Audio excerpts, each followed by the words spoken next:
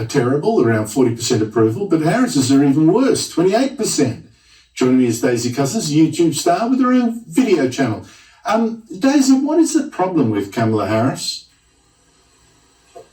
Well, look, if we're to believe Jimmy Kimmel, then everyone who doesn't like her is sexist and racist, which is actually what he said on his show recently. But in the absence of any compelling evidence to indicate that nearly 3/4 of the population of America are racist and sexist, we can just put that in the lefty cop-out basket and assume instead that Kamala Harris is simply ineffective, out of touch, and I really do hate to be unkind here, Andrew, but she has the charisma of a wet sock, which really doesn't help. And as you mentioned earlier, she was assigned to manage the crisis at the border, but not only did she not actually go down until to the border until June, she fobbed off journalists who called her on it earlier than that by laughing at them and likening it to the fact that she hadn't been to Europe, as if that was any kind of equivalence. She is neck deep in the swamp, as we know, which people find very, very off-putting. She's also obsessed with race politics, you know, as you saw with that ridiculous racist trees comment. And as we know from the Virginia election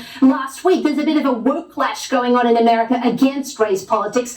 So that's not going to be particularly good for her either. And what we've got to remember is I don't actually think she was that popular going into the vice presidency. She might have bought some shine from Biden at the start from his honeymoon period, but when she dropped out of the nominee race last year, she was polling at like 1 or 2%, really, really low, and she wasn't even the front runner for Biden's vice president. She ended up on the ticket, but the front runner was Amy Klobuchar, who pulled out because she said Biden should choose a woman of color to be the VP, and of course that was going to be Kamala because there was nobody else. So really, she has nothing going for her. She's attached to Biden. She's completely dysfunctional, and I'm very, very sorry for the American public that this is who they have to choose from.